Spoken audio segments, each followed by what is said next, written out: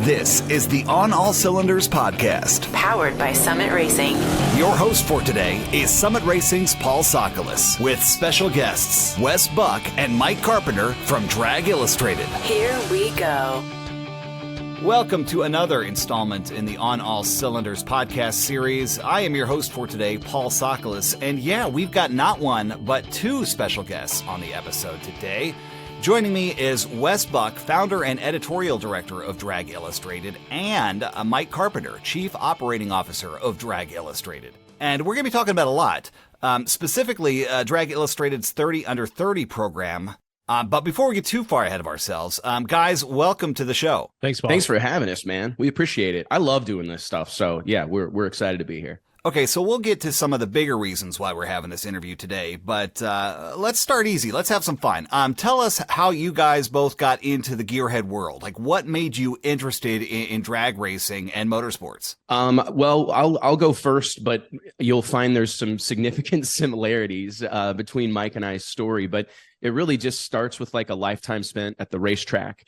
Both of us come from racing families. My dad raced, Mike's dad raced, at a much higher level than my dad raced. No offense, Pops. But nonetheless, we both grew up at the drag strip. I like to tell people that I was in my mother's womb a week before I was born at the racetrack. And it's really been my home away from home for as long as I can remember. You know, as far as like mechanics and, you know, gearhead type of interest goes, I'm the son of a mechanic. So my dad runs an auto repair shop in Northeast Missouri, still does to this day, about 40 years strong. And that was just where I spent my days after school, and every weekend or after the shop closed, we were working on race cars, getting ready to go racing over the weekend. So that was just kind of all I really knew. And as I got older and older, it became more and more of a obsession, I think might be the way to describe it. I mean, passion, hobby, those are like probably fair play, but it was really something I was pretty obsessed with. I went out of my way to attend as many races as possible. I raced myself as much as I could at the level that I could afford to race. And it's really just, I tell people all the time that I love the sport of drag racing as much as I love anything short of my family. And it's just, it's an incredible community of people. And we've kind of been in it ever since, man. Mike? Yeah, I mean, like you said, I could just repeat a lot of those same things, but just swap in North Carolina for Missouri, and it would be a perfect fit. But yeah, I grew up at the racetrack, you know, similar to Wes's story. My dad loves to joke that he had a race in Bristol, Tennessee, the weekend I was born. I was born on a Thursday. He stayed there at the hospital long enough to see me make my debut, make sure everything was okay. And he kissed my mom, said, "I'm going to the racetrack." So racing has been part of our family for a long time. My dad also owns an auto repair, just like Wes's. Huge into door slammer, door car racing. Wes's dad, pro stock, my dad, pro mod. Yeah, just grew up around it. My dad actually tried to keep me away from it for a while. He wanted me to go get an education, go to college, see other aspects of life. But then I came quickly back to racing and actually was his crew chief and by his side for over 20 years, racing high level pro mod. So been around it. And back to as far as education in college, that kind of leads into our next deal, where I went to college and got a degree in graphic design, and always wanted to marry the two. I wanted to marry graphic design and drag racing, and just kind of started down that path on my own. And literally, I think about less than a year after I graduated college and was sort of still going racing with my dad and setting down this path, I meet this guy, Wes, randomly at a race in San Antonio in 2007. And I'll let him jump back in here and tell the rest of that story. Well, my story's a touch different. I went to college too, but I stayed there for about 2 weeks and punted on that idea. And no shame to those seeking further education. I'm a big personal development guy, and I'm a big reader. So I'm all about education, but I think we all get it in our own ways. But yeah, I went to college for a couple of weeks and dabbled in all sorts of different little entrepreneurial ideas that kind of fizzled out quickly before we arrived at launching Drag Illustrated, which is a whole other story. But yeah, it's kind of the magic of some of this is we have found people that, while extremely talented and like massively qualified for what they do, they also have a passion for drag racing. And I really think that that's the magic. is that there's graphic designers everywhere, but there may only be this one right here, Mike Carpenter, that loves drag racing the way that I do, but is also like a super high level artist. So anyways, yeah, we were at the IHRA, Spring Nationals, I think is what it was, back in the spring of 2007. And this is actually a hilarious story. We'd been in business. We kicked the doors open on Drag Illustrated in October of 2005. We put our first issue out in March of 06. Took us a while to raise the money and everything that needed to happen to put that first issue out. But anyways, we were a few issues into the process when I saw in the tower of San Antonio Raceway this white computer. And I know that sounds like kind of hilarious, but I fancied myself like dangerously. I knew enough to be dangerous about technology and computers, but I was in the tower and I see this like really fancy computer setup. It's like a brand new MacBook Pro, and there's like a mouse pad sitting there and a mouse on it. And it's just, you could tell that whomever was sitting here was more serious about this stuff than anybody else in the tower. So I literally sat there and waited until someone came back to said MacBook Pro. And I said, hey, man, you look serious about this stuff. You want to help me with this magazine I'm trying to get going? And it happened to be Mike Carpenter, who had his brand new MacBook Pro there. And that was literally, it's funny because I've got the same story about one of our first photographers. I mean, he had a really nice camera, and I'm like, this guy surely is qualified, so I'm going to talk to him. So anyways, Mike and I quickly realized it's Mike Carpenter. And for those that don't know or aren't, ingrained in this, the son of Charles Carpenter, often referred to as the godfather of Pro Modified, we instantly bond over this lifetime spent at the racetrack. Wes has got a golf cart. Yes, and I've rented a $400 for the weekend golf cart. Yeah, and this is kind of a rare thing. And he's like, dude, I got a golf cart, man. Let's ride around. Let's go here. I need to see this guy. I need to see this guy. Next thing I know, I'm like 6 hours in riding around on the golf cart with Wes, and he's telling me, man, I just got this magazine going. We've done a couple of issues. I want you to do this. I want you to do that. And this is going to be the next big thing. We're going to change drag racing. We're going to change drag racing media. I've got all these ideas of how to do it. And I want you on board with this. And me, I'm much more, Wes and I are like yin and yang. He's all in, diving in head first. And I'm much more methodical. And I'm like, I got to think about this. Let me think about it. Negative Nancy. That's what he is. No, let me get back to you. But his passion and enthusiasm had me sold from day one. Like, I had never met a guy like this that was so positive and had confidence in what he was doing. He didn't really necessarily have a reason to be so confident at that point, but he was. And so it's kind of like this against all odds, I'm going to make it happen. And I believe in myself and I believe in you. And that's something that I think Wes, that's like his secret skill, is the confidence and belief that he puts in other people that gives them the ability to reach their potential. We've seen it over and over. Wes likes to say that people walk into his life, that's it's a God thing. And I believe that it is, and it works that way. But in the other direction, Wes attracts people with his positivity and his belief in you, that you can do the things that you want to do for yourself, and that we can work together and we can get there. So that's really my first impression of him. And it's honestly, literally since that day, it's like a blur. And if you know Wes, this guy is busy 24/7. And if you're in his environment or atmosphere, orbit, you're going to be busy also. So my main concern when I first started doing freelance graphic design in the drag racing industry, which my professors laughed at me, and I kind of thought to myself, like, this, I'm not sure how this is going to go. Literally since that day that I met him and rode around his golf cart, it feels sometimes like I haven't had a second to breathe, because we've been so busy doing all the things that Wes was telling me he was going to do on that golf cart in 2007 when we were 23, 24 years old. It's crazy. So you had this vision for a publication that would ultimately become Drag Illustrated.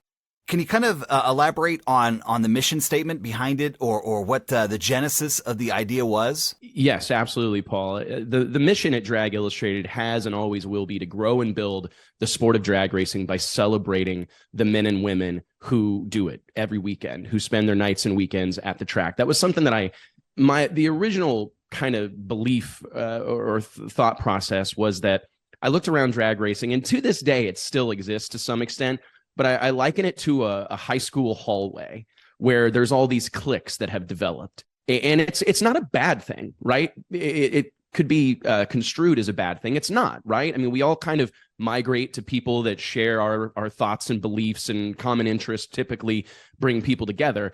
But I looked at the sport back in those early 2000s, and I always, one of the go-to analogies I use is imagine stick and ball sports without Sports Illustrated, where, let's talk football. The Chiefs have their own magazine. The Cowboys have their own magazine. The Panthers have their own magazine. As you can imagine, it would all be very biased. It would all be slanted towards their individual goals. We only lost because they cheated, that type of thing. And drag racing was much the same. NHRA has National Dragster still to this day, a real icon in our sport. The IHRA had Drag Review magazine. NMCA had Fastest Streetcar magazine. NMRA had race pages, and the list goes on. I mean, the Canadian door slammer scene had RPM. I mean, there was all these titles that represented small pockets of our industry, but there wasn't like an overarching, an all-encompassing title that wasn't, because it wasn't just about being able to cover everything. It was about having that editorial freedom where we had no other purpose to serve. There was no politics at play. There was no bought and sold editorial messages. We really wanted to just go wherever the story was. If 10.5 tire racing in the Southeast United States was what was hot and what people were talking about, by God, that's what we were going to cover. We weren't just going to force our narrative or force our priority on the masses. And honestly, I think the belief was solid. I think people really, drag racing is kind of a whole group of outsiders, right? And outlaws and bad boys, let's say. And it's like, I think everybody kind of appreciated that independence that we demonstrated on day one. Like, we were going to say what we think. We were going to stand behind what we said, right? Because we were going to put it in print and mail it to tens of thousands of people, which still to this day, I think is something that's lost on folks. The significance of the written word, the printed word, the permanence of it still today. But nonetheless, yeah, that was really the genesis of it, was to grow and build the sport by celebrating the people who spend their weekends at the racetrack. And that's another thing worth mentioning, is it was more than covering all the sport. It was focusing like a laser beam on the people. One of the things that you'll notice if you've ever looked at a copy of Drag Illustrated is 99 times out of 100, you pick up a copy of DI and you're going to be looking at a human being. Another analogy that I like to use is if you pick up Rolling Stone, it's not guitars and drum sets on the cover, right? It's the people who play them. And that was something that I looked around our industry, and there was tons of these racers that I was a huge fan of, but I couldn't point them out of a crowd, right? I didn't know what they looked like. I didn't know what they sounded like. I didn't know like their cadence or their accent, or I didn't know anything about them. And our goal early on was to put faces to the names on the windows, right? Because there's cars, especially in like the door slammer scene or some of the grassroots parts of drag racing. These guys were like heroes around the country. Most people knew nothing about them, had never seen a photo of them. They knew their car, right? Could tell you every detail of their car, what tire was on it, what wheels were on the front of it, what injector had on it, but they had no idea what the person that drove it looked like. So that's been something near and dear our hearts since day one, was to really celebrate the characters. We're a human interest outlet, as instead of, you're not going to pick up Drag Illustrated and read, dozens and dozens of car features or hard-hitting technical information. We're here to explore the sport and explore the people that comprise it. And it's honestly, it's worked really well because everybody's got a story, and that's what people gravitate towards. That's one of the things that I think our sport has really struggled with, is the storytelling component. Mechanical objects, I mean, we literally cannot relate to them, right? It's a machine. We can talk about it, we can daydream about it, wish for them, but it's the stories these people have that many times are like regular guys, or maybe they grew up in an auto repair shop just like me. So that's really been the goal since day one, was to tell the inspiring, interesting, sometimes funny, sometimes triumphant stories of the incredible people that make up the sport of drag racing. And telling that story in print, that was a challenge as well. And Wes wrote most of the stories early on, but any writers that we hired or anyone that we brought on, we sort of imparted that, we're not telling this story like a typical car magazine. We want you to dive into this person, try to convey their personality and the way they behave and their essence in print, which was we still do that, but now we've evolved and do that in the digital space, do that with video, social media. I remember some of the interviews. first interviews that I did for the magazine. It was so funny because it was such a different conversation. Because most of the guys that I was calling, like I always say, like, if you want to go to the big dance, you need a big dance partner. And when we were kind of kicking this thing off, I recognized that while the path of least resistance would be to do stories on all the racers I personally knew, I knew we needed to go after some of the upper echelon, some guys that had some following so that we could garner the interest of the masses. And so the people that I was reaching out to, most of them had done interviews before, but the questions they were getting were like, how much horsepower does your car make? Or how big is the engine? Or what's the wheelbase? Or how much does your car weigh? Or what gear ratio? And I was asking him, hey, man, what do you typically wear to work? You know what I mean? Because I wanted to write a story that's like, you know, Stevie Fast Jackson puts one of his Red Wing work boots into the cab of his Mac Tools truck and turns on Merle Haggard. I wanted to tell the story of what these people are like. And it was so funny because I would have to typically preface my conversations with racers, hey, I'm going to ask you some questions that are a little out there, you know, and probably things that you've never been asked before, but it's a really, really, really important part of the story because that's how you take people there, right? Is with those seemingly minute details, but it's those details that paint a vivid picture. So it's been a labor of love. I say this on our podcast all the time that I've been blessed. I feel like I'm a worldly guy. I've gotten to do a lot of traveling. I've met a ton of people, and I am just constantly reminded of how unique this community is, the drag racing community. And it's full of problem solvers, doers, dreamers. It's just an incredible community to be a part of. And I'm so glad, I feel blessed that we get to kind of be the mouthpiece for this group of people. And we operate everything we do as a business, as a promotional entity, everything that we have our hands in, we weigh it against what's good for the sport of drag racing. Is this going to help? Is this going to hinder?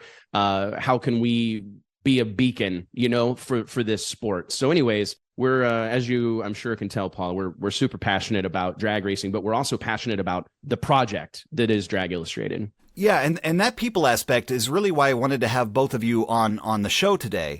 Quick backstory. I went to the Performance Racing Industry Show, the PRI show held in Indianapolis, Indiana last year. And as part of that show, Drag Illustrated did its 30 Under 30 awards presentation. In particular, Wes, your introduction speech before the awards ceremony began really kind of resonated with me. So can you kind of tell us about the 30 Under 30 awards program, like what the idea behind it was and what it's intended to do? For sure. And thanks for coming. We're really proud. PRI, I'm a big fan. For those that don't know, the Performance Racing Industry Trade Show every December in downtown Indianapolis. I think people in this day and age, especially like post-COVID, everybody maybe has a different perspective on major events like that and conventions and whatnot. But I point to that event as a catalyst for so many things that have happened in our sport. And I'm sure that can be, I don't follow other motorsports, admittedly. I mean, I've got a little bit of a laser focus on drag racing, but I can't count how many things, movements, I mean, going beyond parts and all that, which is what it's largely intended for. It's just a meeting of the minds. And that event, that convention is near and dear our heart. It's been something that has been a priority at Drag Illustrated really since day one. I mean, I was spending money we didn't have to make sure that we had a booth at that show because I just felt like that's where the people, the power brokers, if you will, of our sport, that's where they were. And that's where we needed to be. And well, that's where the 30 Under 30 originated as well. It really was. I mean, it actually tearing down our booth. Yeah, tearing down our booth. And actually, PJ Fouts, PJ North, as you may know him by his stage name, he was hanging out in our booth, and he's a creative guy. And he said, you know what you guys should do? Come up with some kind of thing to honor young people in drag racing and that are doing things that maybe aren't getting on the mainstream radar. And I think myself, Wes, Nate, I think we all kind of looked at him like, you know what? I think that would be a great idea. So we kind of took that, fleshed it out, and ran with it from there. And it's the as you said, the speech, where I was going with that is thanks for coming, because Mike and I, we've been doing the Drag Illustrated 30 Under 30 for I think 8 years now, which we're since extremely proud December of. 2015. We took 2020 off. Yeah, due to COVID, just because no one was racing, and we felt like it wouldn't be a fair gauge of what was going on in the industry that year. So we sort of did a look back, the highlights of the 30 under 30 to that point. But yeah, we've done it every year since December of 2015. But that deal has become a real happening, Paul, as you likely noticed. I mean, we started out in like the smallest little meeting room that they had at the Indianapolis Convention Center, and now we are absolutely filling up the largest meeting space they have at the PRI show. And this year was a real crowning moment for us, just to look out there, me personally standing up on that stage and seeing all these people that had gathered to celebrate the next generation of drag racers. And the belief on that is, it's something that I remember growing up and feeling like an outsider. I remember going to high school, and, you know, the football players, they had their clique and they had their letter jackets, right? I mean, and they were rewarded. There was a validation process. There was a system in place to kind of reward these kids for the time they had put into their particular craft, their particular interest. And I joke, like, even the band kids, my own son is a band kid, and he gets his letter jacket this week. And I remember being, 16, 17, 18 years old going, man, I guess there's not going to be a letter jacket for going racing with my pops every weekend of my life, Yeah, or having a hot rod. Or having a hot rod. And car guys are, no offense to any of the car guys, but you're an outsider. I mean, as a car person, especially, then as a young person, and even today, it's probably worse today than it was even in our generation, Wes, is that, car people, you've got to sort of look outside the boundaries to find those people. Everyone gravitates towards the mainstream. Oh, I need to play football. I need to be in the honor society. I need to do band, whatever it is, to find their group. And you sort of got to look out in the parking lot after hours to find your car guys. 100%. I mean, that's definitely where we were at, like under a parking lot light at 2 a.m, right? So, but yeah, that was really the genesis, Paul, was to find a way to, and this sounds silly, but drag racing is a sport that will like chew you up and spit you out. It is extremely, the barrier to entry is relatively high. It's labor intensive, and no matter how good you are, you're going to lose way more than you win. I mean, the best drag racers in the world, for the most part, lose more than they win. It's a brutal sport. And to see these young folks choose that path, the main driving force behind the 30 under 30 is to provide validation. Make sure these kids, of course we want to celebrate them. Of course we want to put them on a pedestal and highlight their efforts.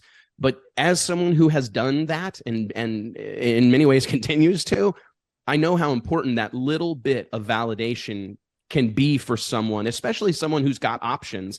And most young people today do. There's a lot of different things they can do. There's obviously all the organized sports, but there's also go to the beer party instead, go to the kegger out in a field somewhere, or go whatever they're going to do. And no shame on any of those things. I attended a handful myself. But my point is that for these young people to choose the drag racing path, we have to cheer them on. We have to encourage them. We have to support that, because it is going to be hard. I've never met a drag racer who told me about how easy it was. Not once. And it's knowing how difficult it is, knowing how tumultuous their path in drag racing will be, no matter how successful they are. I feel that the most important thing we can do really is to celebrate these kids, to provide some validation and let them know that, hey, we're paying attention. We're proud of you. We're watching. And that's really been, I think that it has had an impact in our industry, because I'm quick to tell people that you can win all the races you want, but if I go on your social media and see a bunch of terrible stuff or poor language, and hey, we're outsiders, like we've been saying. That's kind of like the buzzword of the show today. But everybody's a little rough around the edges, but we take that stuff into consideration. There's been plenty of qualified drag racer who hasn't been put into the 30 under 30 because of how they behave themselves or the things they say publicly and the stuff they post on social. And I want to believe, whether it's true or not, that that's had a positive impact. I think there are kids out there that think to themselves, probably going to blow my chance of getting into the Drag Illustrated 30 under 30 if I say this publicly. And I think, a little accountability, there's nothing wrong with that, right? So anyways, we're really proud of what the Drag Illustrated, the DI 30 under 30 represents. And above all that, really the what's the word? It's such a diverse group of people, because most of the time the folks that are celebrated in our sport are drivers, aspiring drivers or accomplished drivers. And one of the things that we are very sure of doing every time we start to select our classmates or the class of 30 under 30 kids is we try to find kids that are mechanics, that are aspiring engineers, that are crewmen, media members, industry members, people that are making their impact away from the driver's seat, right? Because we relate to that. We do. You know, Wes and I, we're not behind the driver's seat. We've sort of celebrated the people that are, and we notice that a lot of these people don't get the recognition they deserve. Wes, you've said many times, finding good crew people, finding good help at the drag strip is probably the biggest challenge that a lot of these teams face, from the pros on down. So right now, today, it is without question the biggest issue facing like drag racing. And part of that is because if you want to be celebrated, if you want your ego stroked, you got to get behind the wheel. And that's always been the way that it is. And we're trying to change that also, and honor the people that make all these other aspects go, earn the sponsorship for these teams, turning the wrenches, writing the press releases, running the track, on the announcer, ordering parts. I mean, we had a guy, I'm so proud of this, and I'm going to draw a blank on his name, and that's unfortunate, but we had a young man on the cover of the magazine this year that works at a transmission shop. It works Damon at Mark Cole. Mickey. Yeah, Damon Cole. Thank you. Damon Cole, a kid from Jefferson City, Missouri. And I've often thought to myself, I don't know that there is any other world where Damon Cole, who rebuilds Turbo 400 transmissions at a shop, you know, but the Turbo Missouri, 400 transmission is in every so many of these fast cars now, car. and that's where would we be without this guy that's turning these things around and getting them back to these racers so they can race. But this kid's on the cover of the magazine, right? I mean, he's on the same, he's in the same spot that John Force has been and Don Garlitz has been, and you know, all these huge names in our sport. Here's a guy that spends his time building transmissions. And it was just, for me, that's the goal, is to make all these, be inclusive, right? Be inclusive, that you don't have to be, you know, a second or third generation gazillionaire to get recognized. And I know that, you know, prior to Drag Illustrated, I mean, I know that's how I felt. I was like, oh man, I'm not sponsored by one of the armed forces. I'm not sponsored by a major oil brand. So there's no chance I'm ever going to get any love in any of these magazines. You know, today I'm genuinely proud of the fact that Drag Illustrated, and I think it's really why we're still here 181 issues and nearly 20 years later, is that we focus entirely, we weigh it all against what's good for drag racing and doing the right thing, right? No bought and paid for messaging. We're not letting our advertising clients dictate the direction of the magazine. And those are things that like hindered us really significantly early on, because that's kind of was the publishing model, was like, hey, I'll buy an ad if you write a story saying how great my product is, whether it is or not.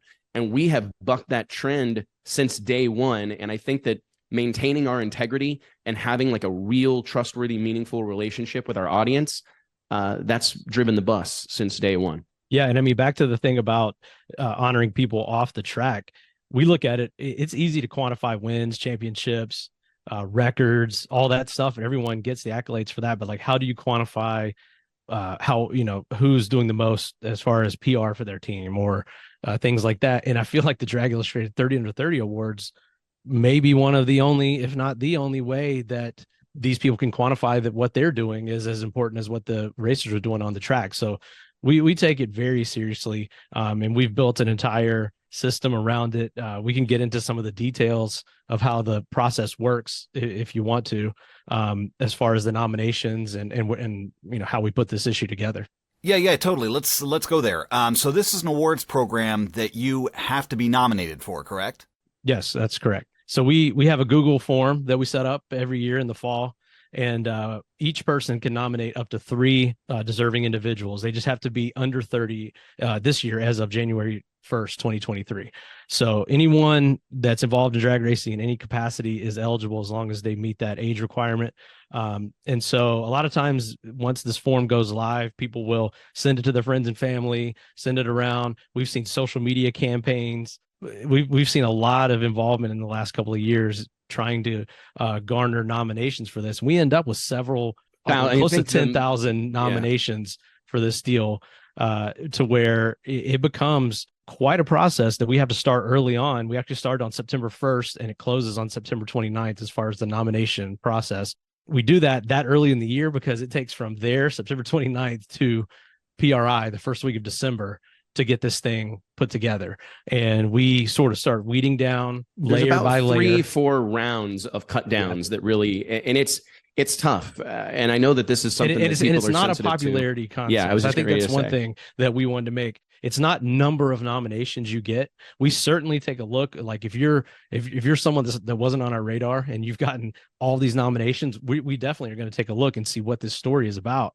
But it's not a popularity contest. We dive into each of those nominations and the story that each person tells of the nominee, whether they're deserving or not. And we sort of drill in from there. It's more of we take the pulse of the industry and then we apply our knowledge or opinion to it. And we select who's the most deserving. So it really comes down to, I guess, somewhat our judgment.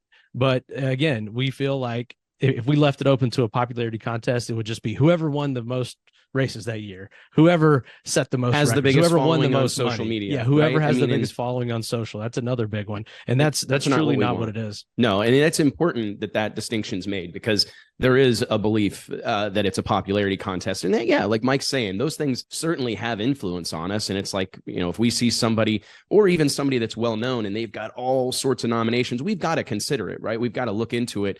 Where there's smoke, there's fire. But we also, the thing that gets me typically is you'll have 10, 1,000, this is my son, he's a good kid, comments. Mm-hmm. But oftentimes we'll get 1,000-word essays from people, from spouses, from brothers and sisters, from moms and dads, from friends, family, team members, explaining why they believe someone deserves the honor. And that stuff, to be honest, even all these years later, it still gets me in my feels every time we start that process. And to see, hey, I make my living writing, right? So I know what it takes to sit down and churn out a piece of writing like that. And to see these people do that, so many of them, man, it's about the most, hell, it provides us a lot of validation.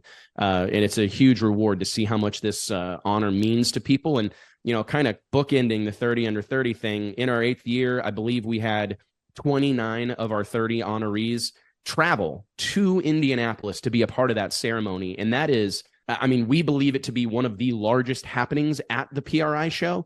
That's what we've been told. Yeah, and we've seen that. The fact that we've had to go to a bigger room each year, and this year we were on the content creator stage, or in the content creator room, which is a massive banquet hall area with lighting and video effects and everything. And it was really an awesome experience this year. We looked out in the crowd. We saw John Force.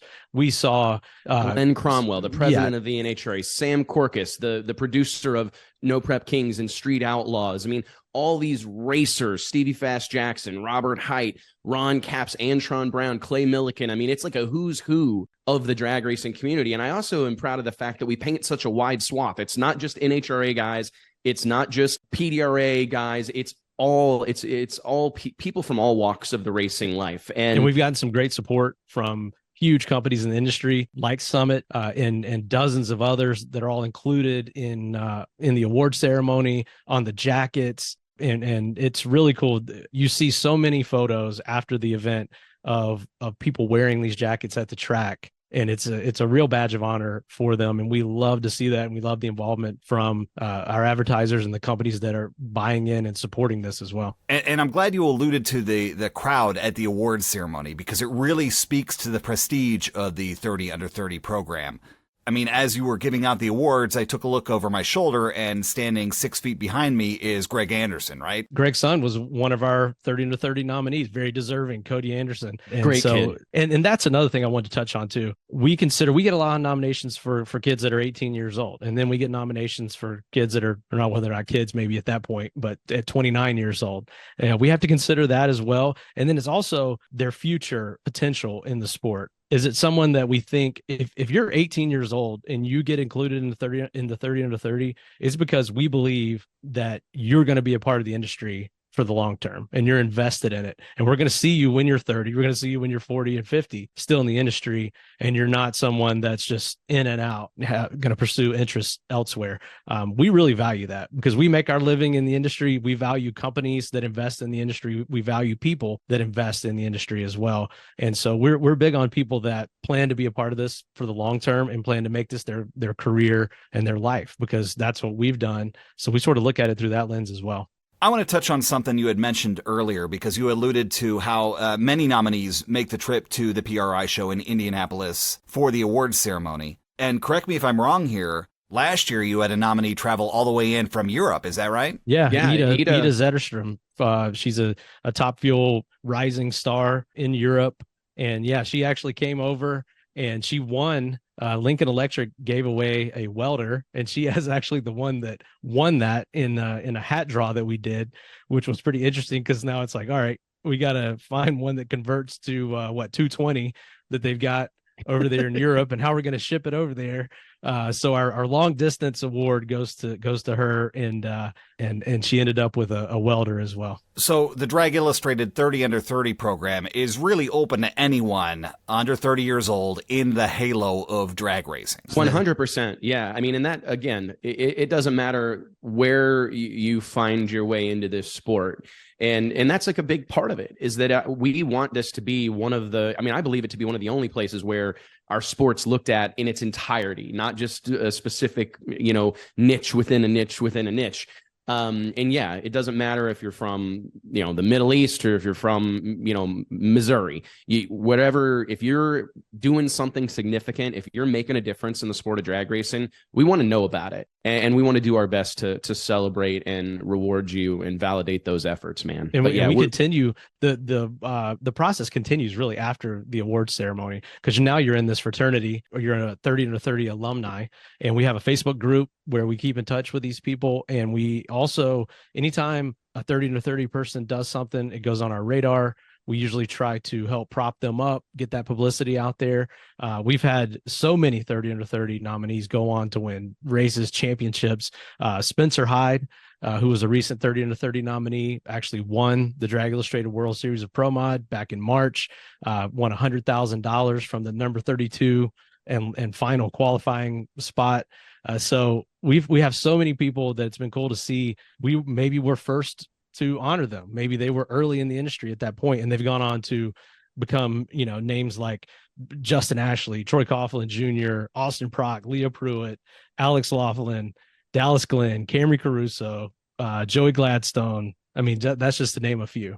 So it's been really rewarding to have that ceremony, honor them, and then see what they go on and continue to do. Okay, so we've been talking about the 30 Under 30 program, but let's rack the focus out. What's next for Drag Illustrated? Got any new and exciting plans that you can tell us about? For sure. Well, first and foremost, we're really, what we kind of focused on really post-COVID was kind of continuing. We focus a lot on consistency, right? Admittedly, as Mike I identified early in the show, I'm a wound up dude, and I get fired up about stuff, and I get going in a million different directions. Yeah. And our goal really for like the last 5 years has been to just be consistent, focus on consistency. And we're at a great place right now where the magazine is phenomenal. It is a relatively well-oiled machine at this point. We've applied many of our kind of processes to our digital and social offerings. So we really just wanted to kind of continue to grow our footprint in the drag racing space as far as like a media. And I don't know that we're necessarily just a news outlet. I don't think that that's the case at all. But we're a media company. And so right now our focus is on just kind of continuing to kickstart conversation in this industry, to push for change and to push for growth. We're certainly a group of people that are not comfortable like sitting on our hands. We want to be doing stuff. We want to see the sport moving forward. And I look around right now, and I truly believe we're walking around on fertile soil. Car culture is alive and well. Car culture related content, auto content, is thriving on a multitude of different platforms. I mean, I can't get over how much racing and automotive content exists on YouTube alone, let alone, the Motor Trends and Discovery channels and all the other places that you can consume automotive content right now. So we're really just focused on, as far as like the magazine itself goes, just consistently telling the stories of racers, being providing value to the industry, helping. We really look to be to provide value to race promoters, to racetracks, to help them get the message out, to help them shine a light on what they're doing at their racetracks. And we actually had a pretty significant milestone just earlier this week. We broke 500,000 followers on Facebook. Something we've actually, and I don't know if anybody, we're so proud of this. We've grown 200,000 followers since June of last year. That kind of growth inside of a year, I think, is unheard of, and really speaks to what I believe is the movement is real. Like what is happening is real. There is a new energy and a new passion that exists in drag racing right now, and we're just trying to harness and focus that energy. We've obviously moved into the event space. We actually put on our first Drag Illustrated event in 2017 with the World Series of Pro Mod out in Denver, Colorado at Vandermeer Speedway. We held the event there for 3 years, 17, 18, and 19, with considerable success. We relocated that event and actually rebranded it momentarily to include some other categories in Orlando, Florida in 2020 and 21. We took 22 off mainly because of COVID and just like a really uncertain world. So we didn't, we're a small business, right? So we have limited resources, limited staff. So we didn't want to spend a bunch of time and energy on something or money that ultimately got canceled or had some sort of restriction that would limit what we were able to do, but we burst back onto the event scene in March of 2023. And I think that that's where I've known this for a long time. Getting people together, throwing a party, whether it's in our neighborhood at my house or if it's at the drag strip somewhere, that's something that I'm like really passionate about. The 30 under 30 in Indy is a great example. I just love bringing people together, getting people together and having a party. So anyways, I think that that's probably going to be a big part of our future. The World Series of Pro Mod was a big success down at Bradenton Motorsports Park. We had glorious weather, 61 Pro Mods on the property, the quickest and tightest field in the history of pro modified drag racing. Like Mike said, Spencer Hyde walked away with $100,000 on Sunday afternoon. And I think our goal was to put on the biggest, richest pro mod drag race in the history of the known universe. And I think we have achieved that.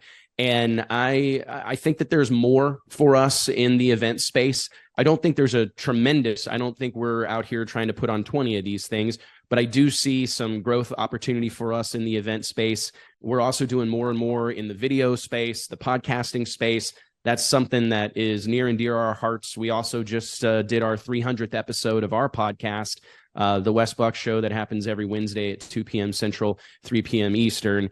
And really just growing all of those platforms, or growing all those individual properties is kind of what we're focused on right now. As far as what comes next, more of what we've become known for.